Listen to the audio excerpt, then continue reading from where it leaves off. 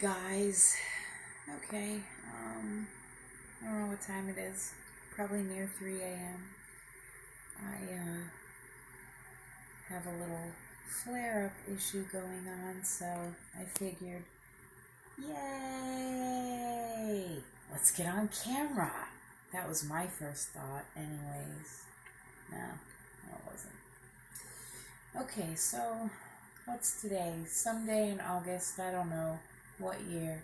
I think 2020, but I'm not sure. I'm exhausted. Yes, that's a word. Okay? Alright, leave me alone. Just kidding. Trying to bring some humor in because I'm not in the greatest of spirits. What can I say?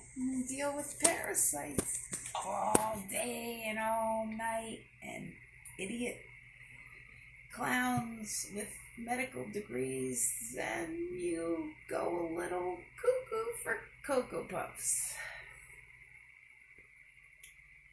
Well, I haven't yet, but close.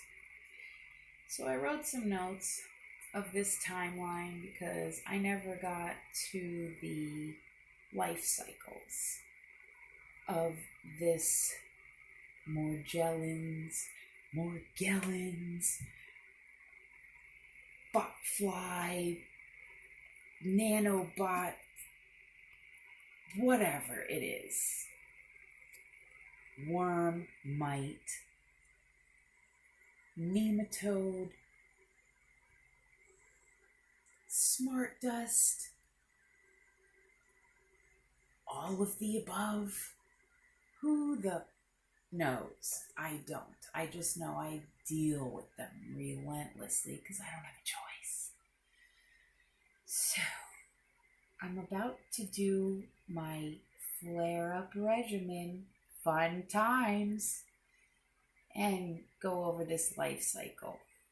The reason I'm doing this is because what I deal with, this Morgellons disease, is the silent pandemic that's going on right now. There are hair-like fibers that are the length of an eyelash to anywhere 8 to 12 inches long. And they grow. And there are little glitter specks that are teeny tiny little specks of glitter. You don't want to know what I call them. It's not too nice. Ugh. There are these black dust-like insects. And if you smush them, they disintegrate into dust immediately. There's no guts or anything. The life cycles, or at least I'm assuming because I've done my homework and my research in the last 11 months of dealing with this abomination, and that rabbit hole, that one gets deep and dark. And all of these different parasitic creatures have all different commonalities. Oxymoron. Shut your mouth, Jen. Don't even go there with that one. Okay, I won't. Oh, I want to, but I won't. Anywho, I documented the life cycles of this parasitic creature as I have experienced it personally. Is it related? Is it the same creature that has plagued me for the last almost year? I don't know. Is it possible? Yes. Is it possible there's more than one thing going on? Yes. So, October of last year, one day with no warning prior, I had this raging, itching, burning rash for 8 hours straight. I clocked it because I almost went insane. It was like having chicken pox on crack. Bionic chicken pox, something, because I never itched so bad in my life. I wanted to tear my skin off. And I was in tears at the end of the 8 hours. I took a shower, put some hydrocortisone on. Okay.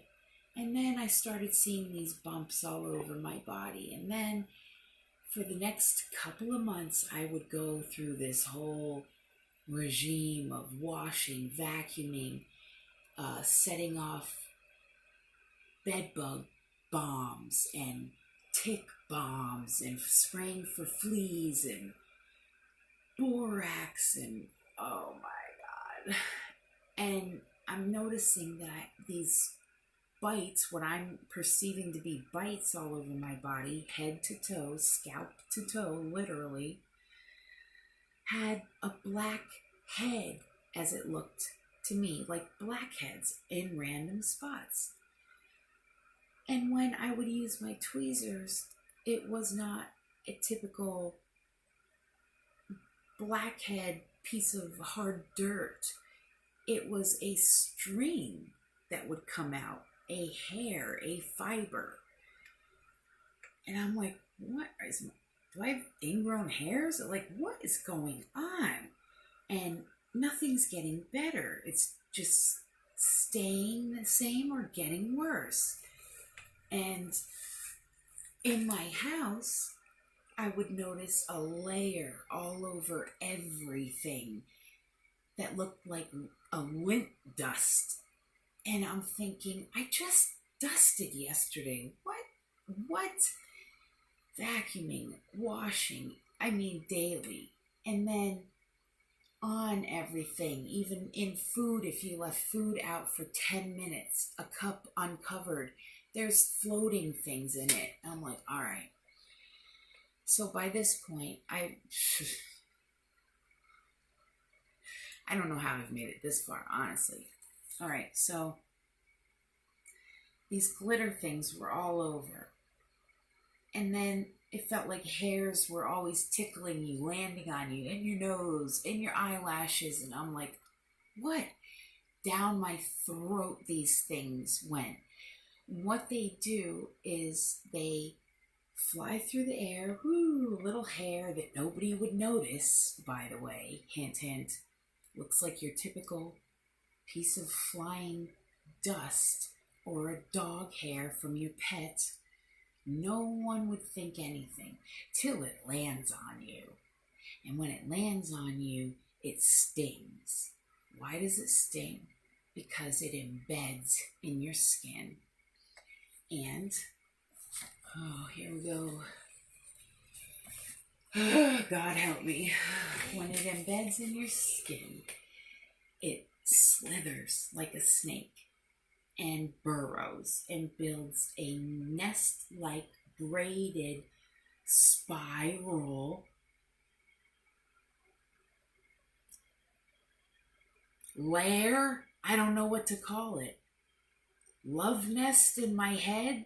So both fibers, which are spiral shaped, by the way, can come copulate in my head and leave their larvae, which was the next stage, like tiny maggots in sores. It was disgusting. Oh my God, I couldn't even, I don't even want to think about that right now. And the best one yet, let's see, we got the jumping glue things, the teeny tiny glitter specks, the hair fibers, the long ones, eyelash, medium ones. Did I leave anything out? Oh, the larva,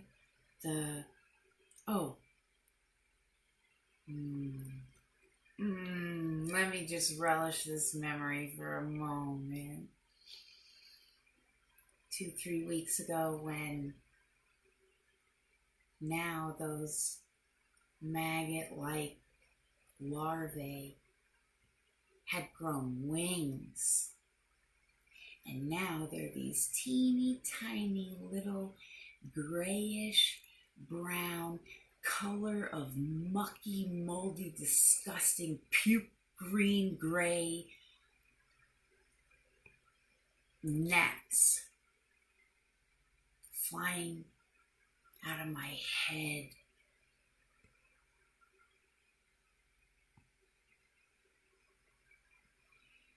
Hundreds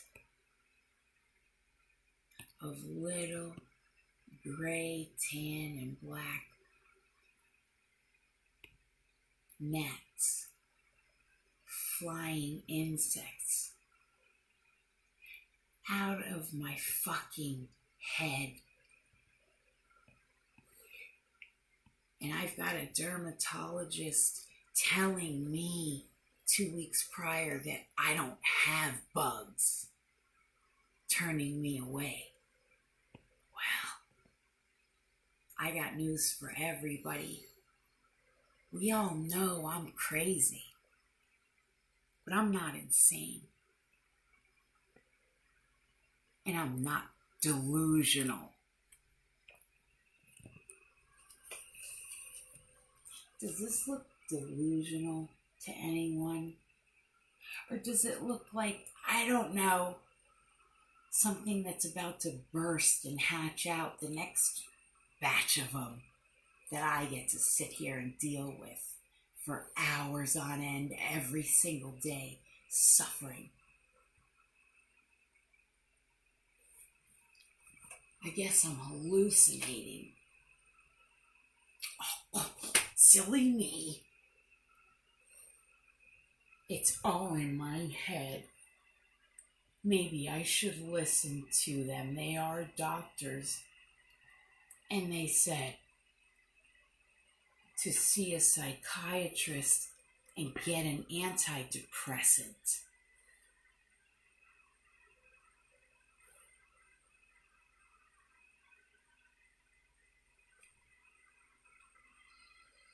The only reason I'm even sitting here alive today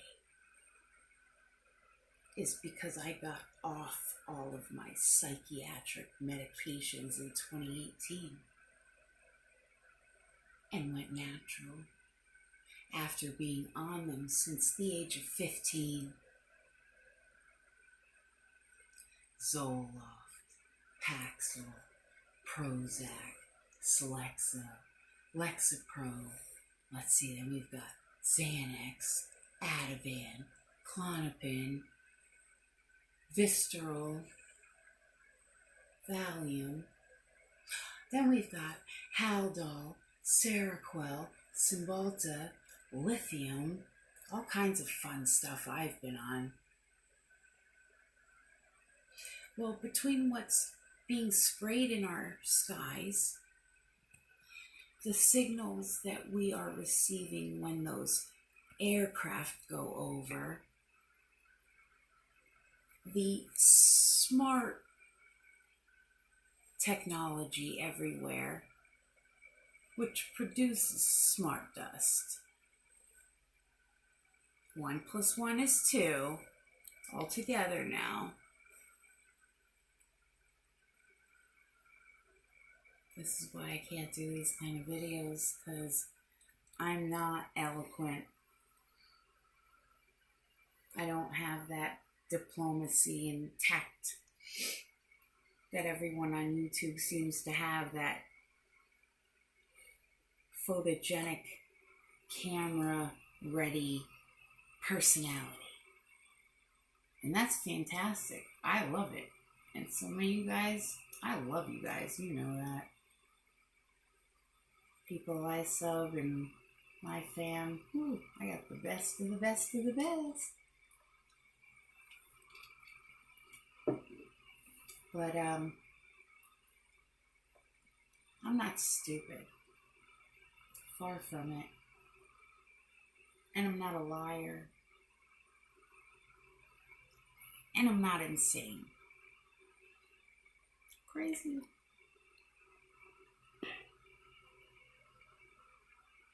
Now, I was going to do this video and go through the motions with my tools of the trade here, but I don't really want to make anybody puke if something comes flying out of my head, which it may, because this sucker right here is about to pop.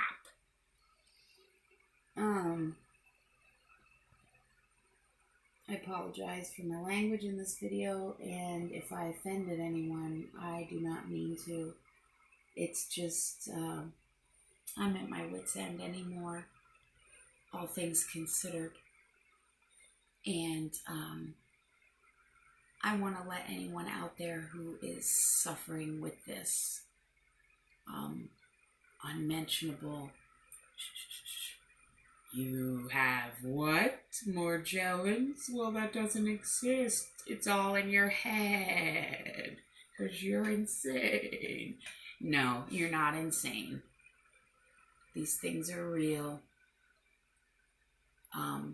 They have, for me, been internal as well as external. And one night I almost called the ambulance because I thought I was going to die. Literally, I mean that. It was in the stage when they were still the hairs and they were all over me. I could feel them and they just started wrapping. It felt like they were wrapping around me and they were all around my neck and closing off. And I was like, oh my God. But I didn't get scared until I felt it on the inside. And I felt them wrap around my heart and lungs and squeeze, compress. And it got tighter and tighter. And when I was struggling to take each breath, I thought, oh God, I think I'm going to die. Like, I think this is it.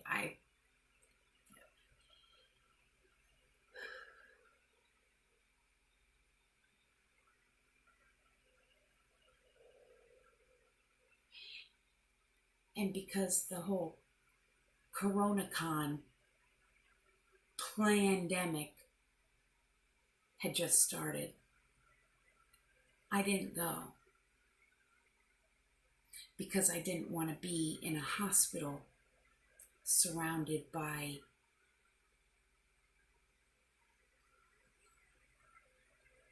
people who could possibly infect me with that disease, because I am immunosuppressed. And that's why, another reason too, that I think I got hit harder with this than maybe average sufferers do with it, because my immune system is already suppressed. I was born that way. Allergic to this world, as I like to say. No, jaundice. I was in an incubator when I was first born. And that's the root of the core of the whole problem on this planet today. And I could sum it up with my story. When my mom had me back in 76, during the blizzard of 76, she was put to sleep because there were complications. And I came out yellowed and jaundiced, and they placed me in an incubator, not in my mother's arms.